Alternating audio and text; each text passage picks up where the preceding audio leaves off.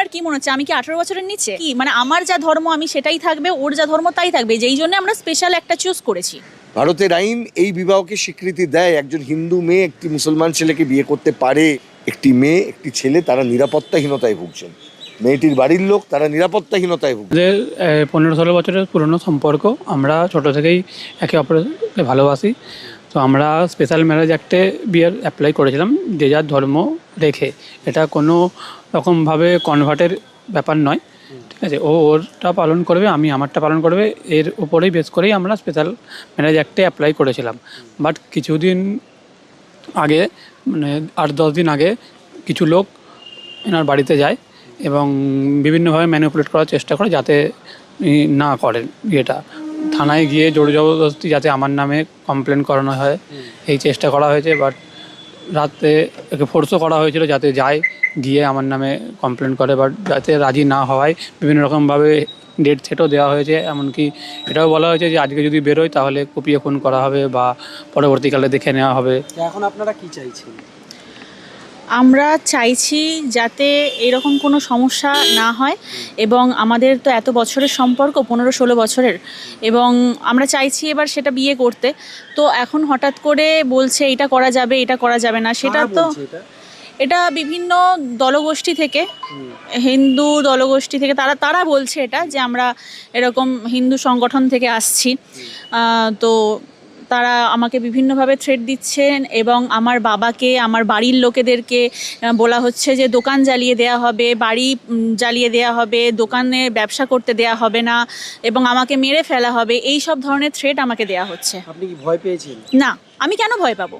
তার থেকেও বড় কথা, আমাদের তো সরকারে এখানে স্পেশাল ম্যারেজ অ্যাক্ট যেটা, সেটা তো কোনো অবৈধ জিনিস নয়। আমরা আইন মেনে কাজ করছি, ঠিক আছে? আমরা কোনো এরকমটা নয় তো যে আপনার উপরে হয়তো এই ছেলের পক্ষ থেকে প্রেশার ক্রিয়েট করা হয়েছে কোনো রকম ভাবে কিছু?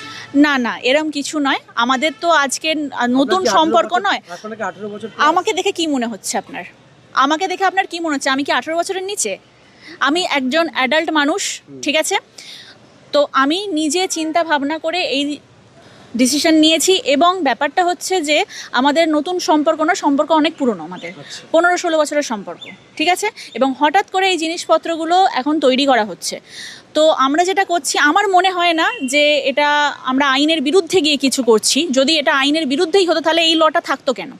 আমরা তো স্পেশাল ম্যারেজ অ্যাক্টে করছি, তাহলে এটা তো থাকতোই না, তাই নয় কি?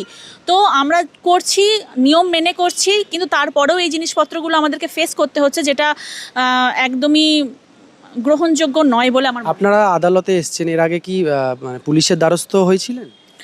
পুলিশের দ্বারস্থ বলতে আমরা সেভাবে পুলিশের দ্বারস্থ হইনি, আমরা ডাইরেক্ট কোনো পুলিশের কাছে যাইনি। তবে হ্যাঁ, কালকে হচ্ছে এটা জিনিসটা যখন মানে বলেছিল যে থানাতে নিয়ে যাওয়া হচ্ছে, ঠিক আছে?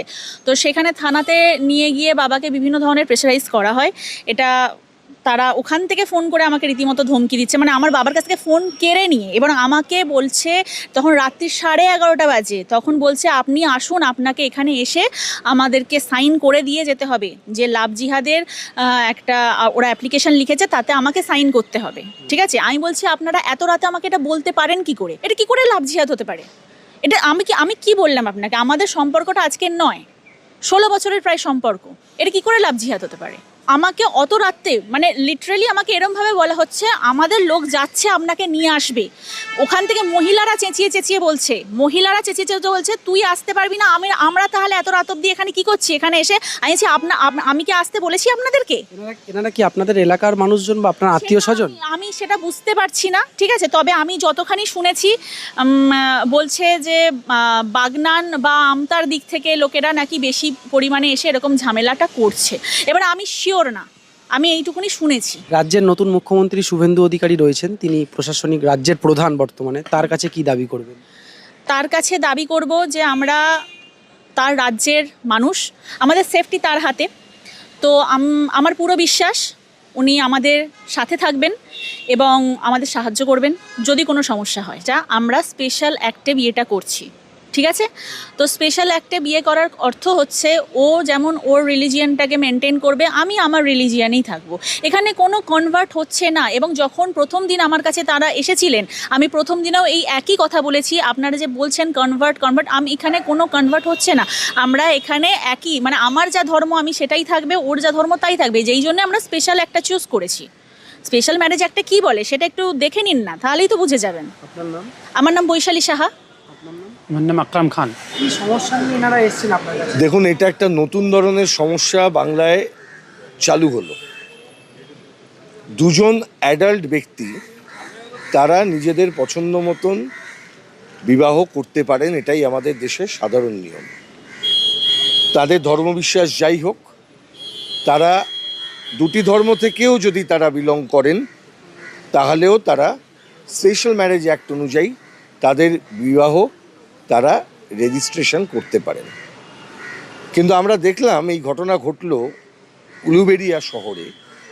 একেবারে প্রশাসনিক দপ্তর, থানা তার নাকের ডগায় একদল তথাকথিত যাদের কাজ হচ্ছে বিভিন্ন জনের ব্যক্তিগত জীবনে ইন্টারফেয়ার করা, তাদের জীবনের মধ্যে তারা কে কী করছেন, কে কী খাচ্ছেন, কে কাকে বিয়ে করছেন, সেই জায়গাটাকে নিশ্চিত করা, সেই বিষয়ে তাদেরকে বিরক্ত করা, সমস্যা সৃষ্টি করা, হুমকি দেওয়া, ধমক দেওয়া।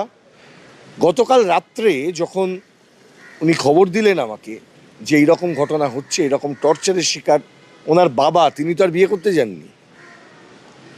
এই মেয়েটির বাবা, এই মেয়েটি হিন্দু এবং হিন্দু ধর্মে বিশ্বাসী। তাঁর বাবা, তিনিও হিন্দু ধর্মে বিশ্বাসী। তাকে রাত্রিবেলা ওরা তুলে নিয়ে যায় এবং মানসিক চাপ সৃষ্টি করা হয় যাতে তার মেয়ে, তার যিনি জীবন সঙ্গী যাকে বেছে নিয়েছেন, যিনি ইসলাম ধর্মে বিশ্বাস করেন এবং ভারতের আইন এই বিবাহকে স্বীকৃতি দেয়, ভারতের আইন এই বিবাহকে স্বীকৃতি দেয়, একজন হিন্দু মেয়ে একটি মুসলমান ছেলেকে বিয়ে করতে পারে। ভারতের আইনে কোথাও এটা বাধা নেই। তারা যদি অ্যাডাল্ট হল তারা বিয়ে করতে পারেন, কিন্তু তাদের এই বিয়েটা যাতে না হয় তার জন্য তারা চাপ দিতে শুরু করেন। এমনকি বলেন যে নোটিশ হয়েছে স্পেশাল ম্যারেজ অ্যাক্টে, সেই নোটিশের যেন অবজেকশন উনি দেন। এই চাপ দেওয়া হয় এবং তাদের উপরে এই চাপ দিয়েই চলা হচ্ছে, ক্রমাগত দেওয়া হচ্ছে।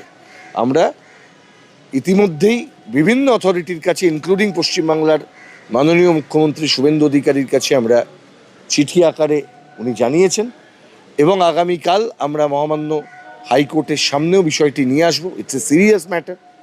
কারণ আমরা কখনোই এই তথাকথিত লাভ জিহাদের যে গল্প যেটা চালু করা হচ্ছে তার নামে আবার এটাকে একটা অনার কিলিংয়ের জায়গায় আমরা নিয়ে যেতে পারি না।